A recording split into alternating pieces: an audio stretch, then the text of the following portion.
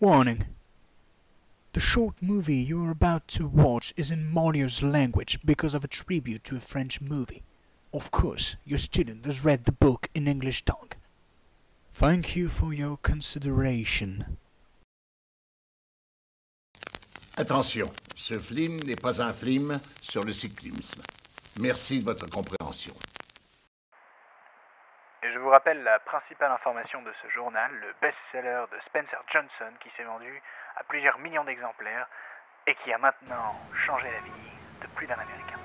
Et tout de suite, Christophe Maé avec l'une de ses plus belles chansons. Ah non, passez le dos.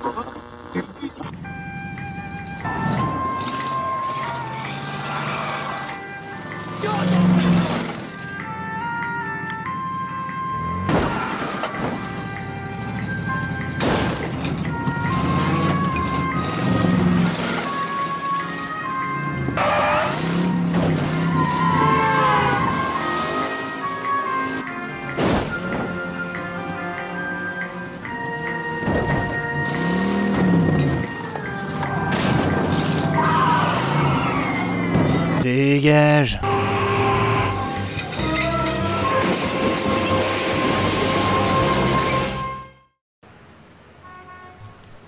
Bonjour patron, je peux entrer? Ah Adrien, tu tombes bien. Entre. On prépare un dossier sur Who Moved My Cheese. Tu sais ce bouquin sur une histoire de souris. Je veux ton papier pour demain matin. Ah, ça me dit quelque chose, mais je l'ai jamais lu. Bah va falloir le lire.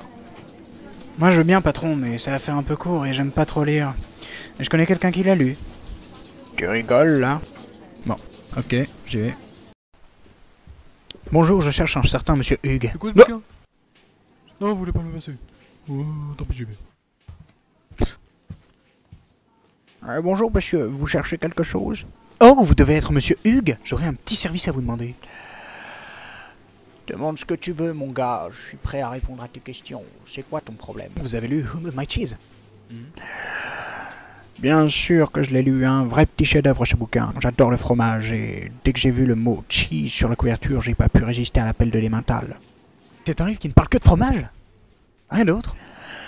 T'es en train de te foutre de moi. T'as pas été capable de lire un livre de 30 pages. Et en plus, c'est pas du Tolstoï. Et je sais de quoi je parle.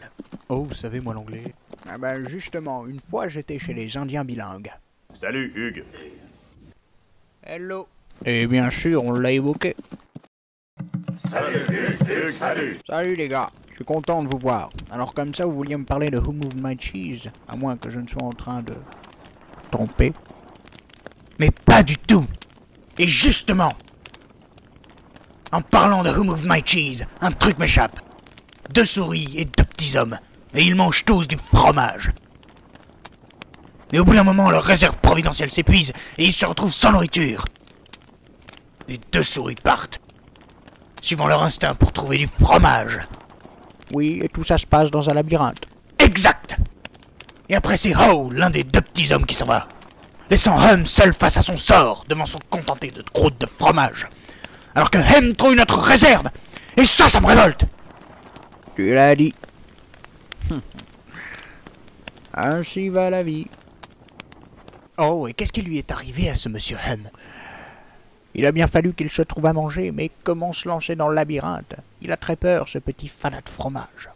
C'est tout ce que je sais. Dites-moi, c'est une histoire qui vole des tours. Mais il va m'en falloir un peu plus pour écrire mon papier. Je vais devoir demander à quelqu'un qui s'y connaît vraiment.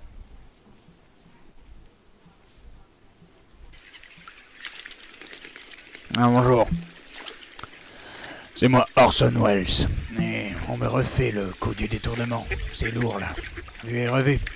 En plus, ce film est bourré d'inepties, et toute l'histoire semble déformée. C'est un mauvais plagiat. J'aime pas trop les plagieurs et les fils de... Déjà, on ne dit pas le nom des 2 souris, Sniff and Scurry, qui arrivent à trouver rapidement du cheese. Comme Howe après sa quête. C'est vraiment pas sérieux. Et en plus, on oublie que Howe laisse des indices pour que Hem le retrouve, et personne ne dit que Hem se décide à partir pour manger. Pourtant, c'est important. Rosebud!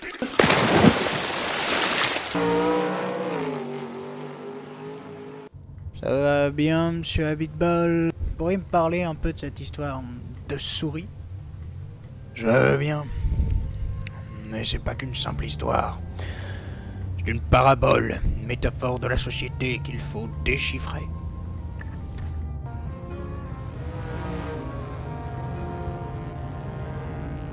Eh ben, j'avais pas vu ça comme ça. Mais je comprends pas tout, en fin de compte. C'est compliqué. Ça veut dire que tu n'es vraiment pas très malin. Mais la morale de l'histoire est facile à comprendre. Chaque personnage représente les comportements humains basiques.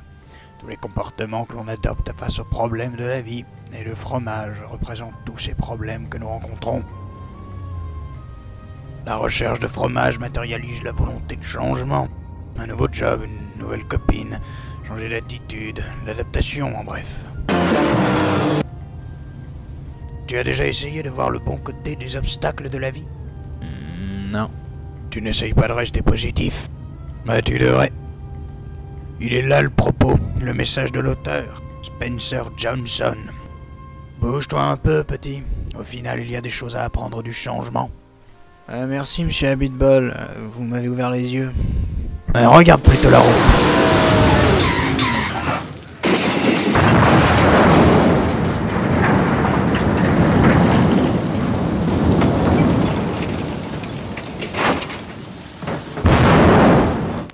Au moins, on a chaud.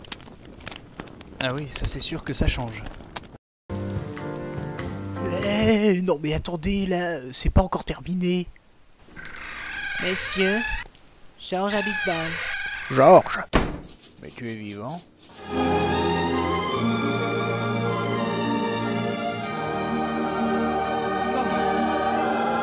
Un miracle! Il marche! Bon, on va pas en faire un fromage. Je m'en suis sorti sans problème. Adrien, pas vraiment. Qu'est-ce que c'est que tous ces pataquès? Je suis là pour une raison précise. Donner mon avis sur le sujet du bouquin. Oui. Ouais. J'imagine que tu as adoré, comme tout le monde. C'est pas vraiment original. C'est commun, Georges. J'ai besoin d'autre chose ici. Je dirige un grand journal. Je veux de la polémique. Oui, c'est vrai, on cherche la différence. Trop de louanges tue la louange, Georges, à moins que vous ayez une idée plus nuancée. Bien sûr que j'ai une pensée libre. Et ce livre n'est pas si bien que ça. C'est du pipeau. Et pourquoi ça? L'idée de la parabole, c'est pas Johnson, c'est Jésus avant tout. Et puis c'est surfait, c'est que du marketing. Quelle classe.